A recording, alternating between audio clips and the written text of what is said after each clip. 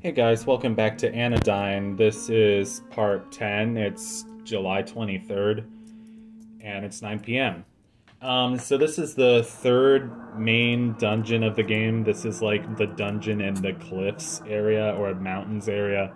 It's should be called the cliffs area. Also, I might burp a few times because I've drank a lot of root beer tonight. It's been good.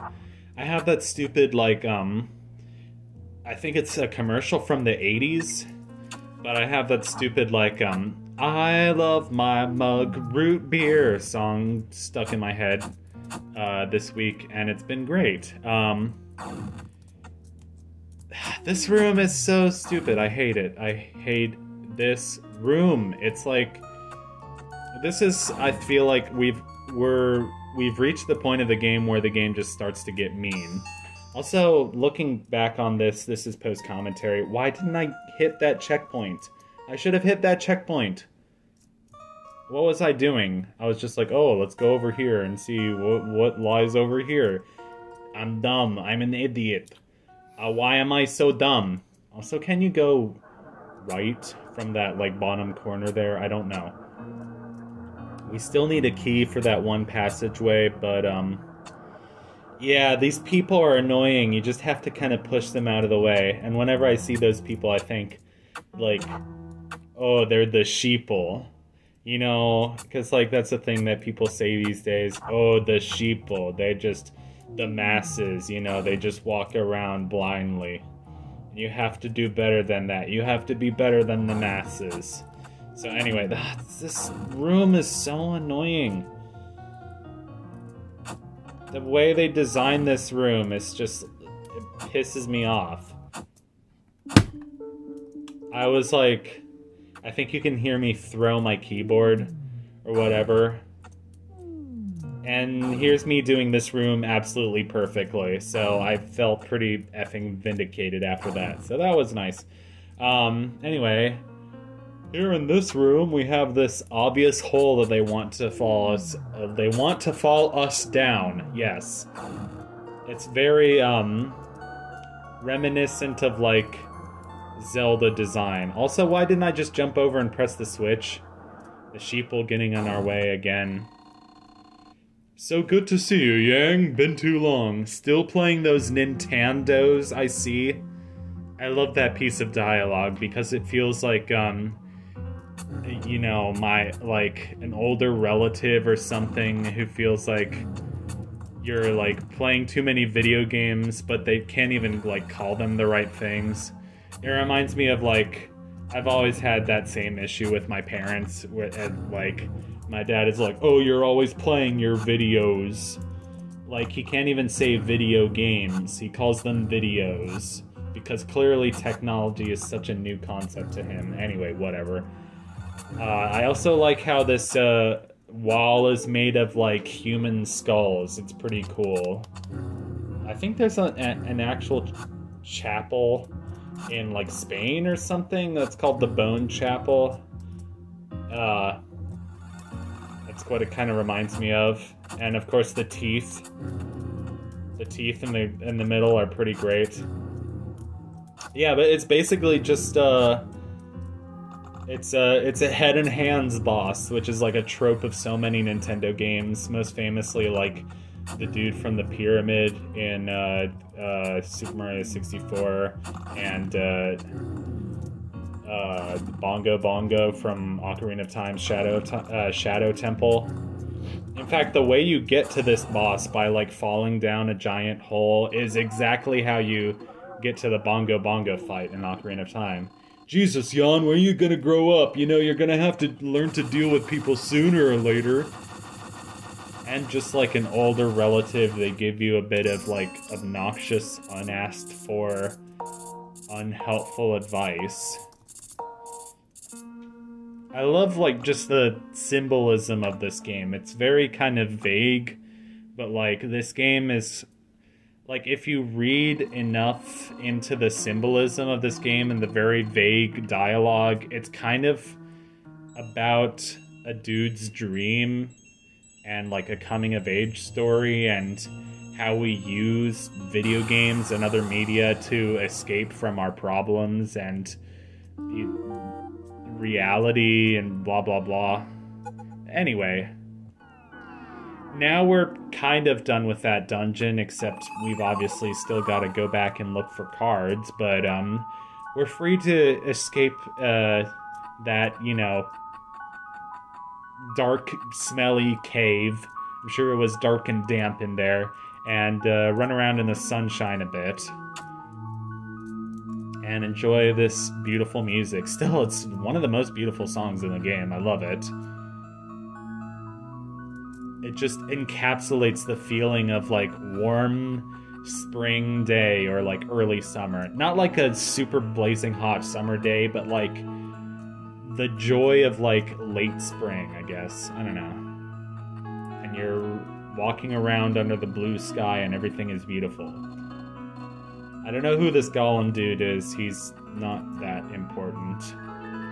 Neither is the Langostino dude, and I still haven't looked up whether a Langostino is something real or Jimmy Fallon. I don't know why it would be Jimmy Fallon,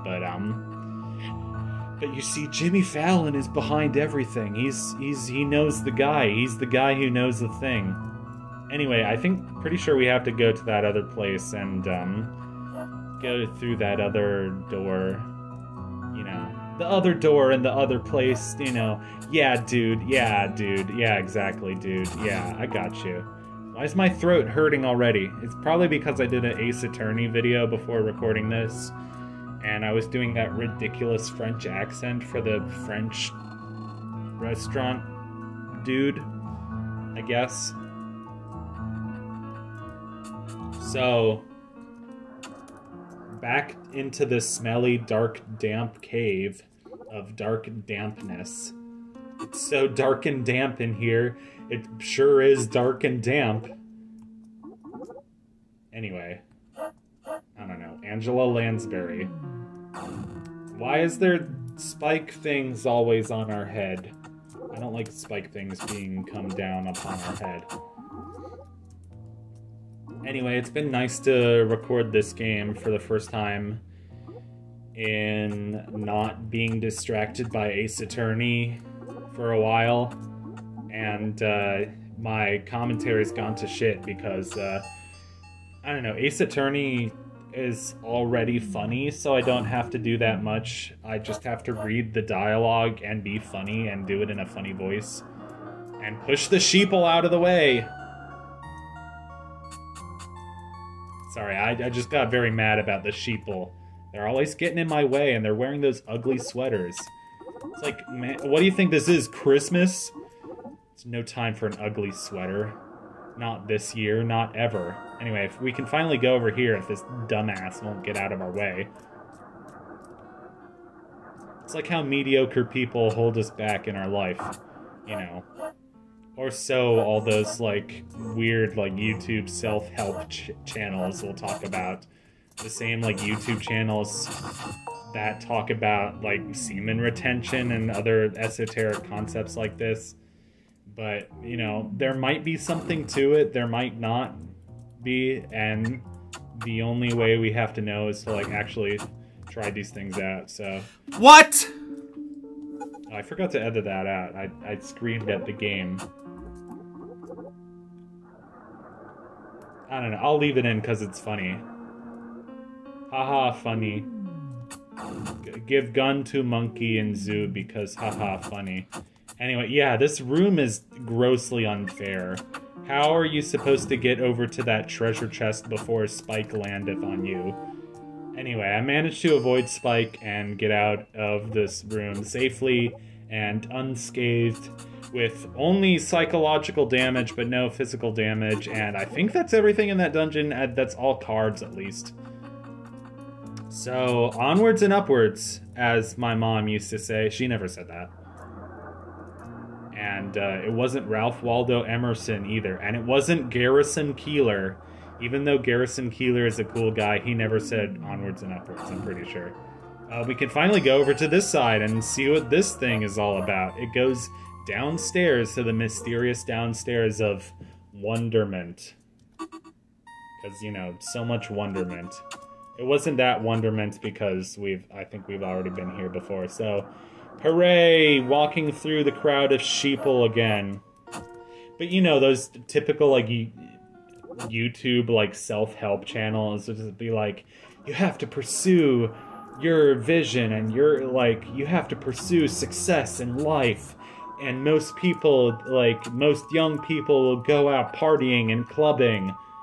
And I just think that's funny because I never go out partying or clubbing. I think that sounds boring. So, you know, I don't seek worldly validation, but I still, you know, sometimes feel lost in life. And I think sometimes it would be nice to have, like, you know, more energy and more sense of purpose. So, whatever. And then I'm gonna get all these weird comments being like, oh, semen retention is so good for you. Believe me, it worked for me. And then it's like, oh my god, NoFap is like, it's such a bad community because you shouldn't do this and that. I mean, I'm sure people have talked about NoFap before, so it's not the weirdest thing to bring up. I'm sure, like, most dudes my age have heard of NoFap or heard somebody say, like, oh, NoFap is a really good idea. You should do it. It'll be good. And it probably will be. So, I don't know. Decisions. I think I was trying to find the area that leads to the windmill, and I couldn't remember what it looked like, because it's very vague. Jump into the portal, you silly.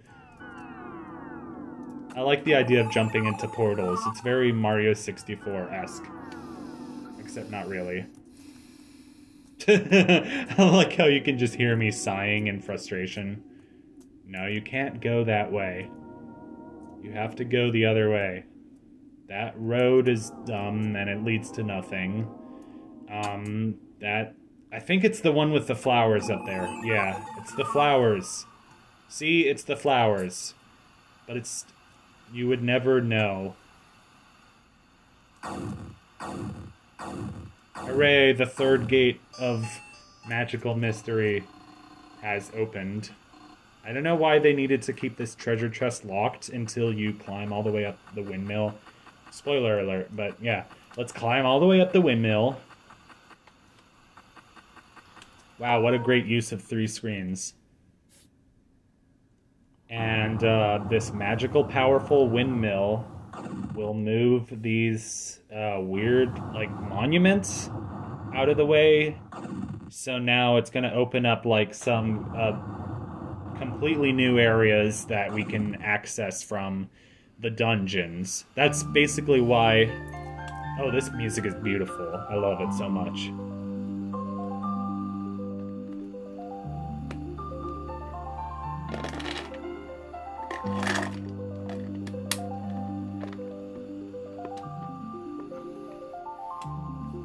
What was all that noise? What was I doing? Was I, like, drinking a loud, slurpy drink? I can't remember what or was I, like, crinkling some box? Anyway. So, yeah, some of the music in this game is so, like, eerie and creepy. And some of the music in this game is just so, like, beautiful and hopeful. So, yeah. The music is all written by Melos Han-tani, aka Sean Han-tani, and he's kind of a genius. So, well, he's awesome. He's just a really talented dude. Game developer, musician, you know, all the things I want to be. I listened to an interview of his on a YouTube channel called the Don't Die podcast that just does a lot of really interesting interviews with like anti-establishment kind of game developers. And Sean and Marina are definitely pretty anti-establishment. So in the very first dungeon here, we go down and it just gets darker and darker. It's like, hey, it's so dark I can't see, man. This door is locked. Oh damn, we need a key. But if we go back up, you'll notice that there's a part of the dungeon unexplored. If we go over to the right here, the music just kind of awkwardly restarts. There's... Oh, this. I hate this. So you have 2 switches, and it's the kind of deal where you need to get one switch. You need to get the enemy to press down one of the switches. So you see how the rocks are set up in kind of like a weird pattern? So the rocks are meant to prevent, like, the masked jelly dude, whatever he's supposed to be, from being killed by, like, the weird blasts of dust, or whatever, or the weird blasts of air, or sonic energy. I don't even know what they're supposed to be. Don't ask me, man. I didn't develop this game. I'm not Sean Han-tani. I'm not Marina Kitaka. Anyway.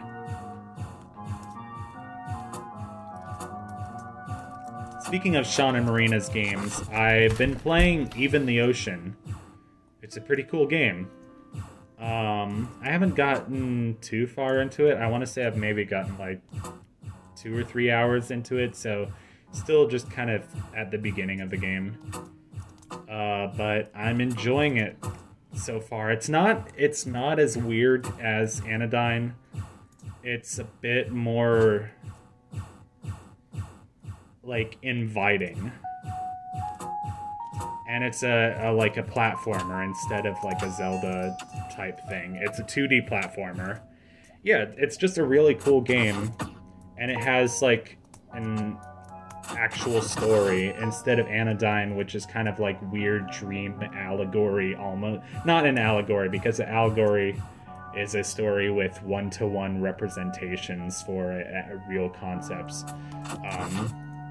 But it's still like weird, like impressionist symbolism. So we get a key and card. Also, if you're really skilled like I am, you can make jumps of 2 holes, and that's really important to remember in an area that we're gonna see pretty soon, probably next video. Yeah. This game has some pretty bad areas coming up. I can't wait for you to see them.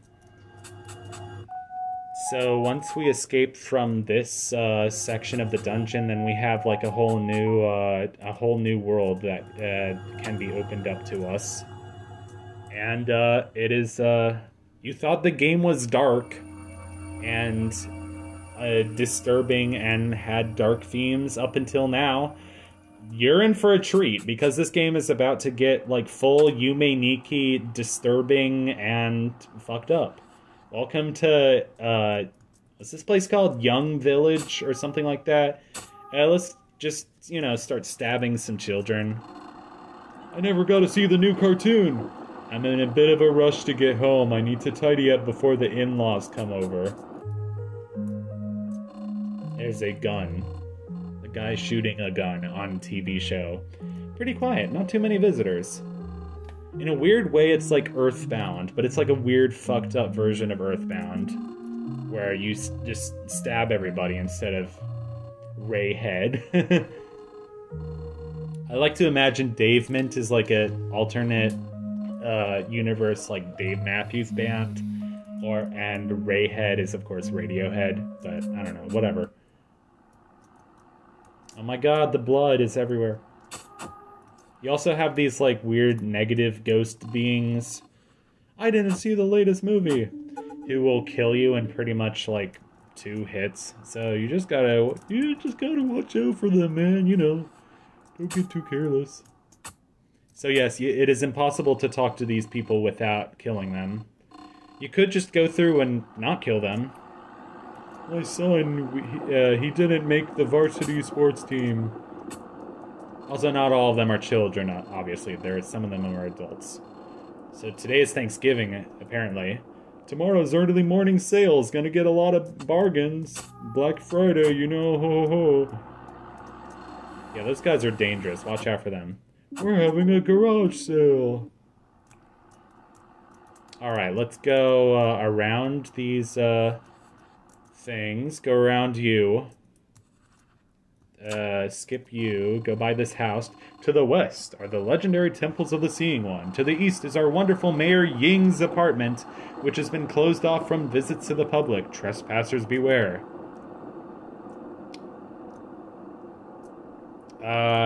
So we're almost at the end of the episode here, and this actually leads to a new area. So I'll see you in the next episode of Anodyne. We're gonna start exploring some new areas. Thanks for watching. Take care and see you in the next one.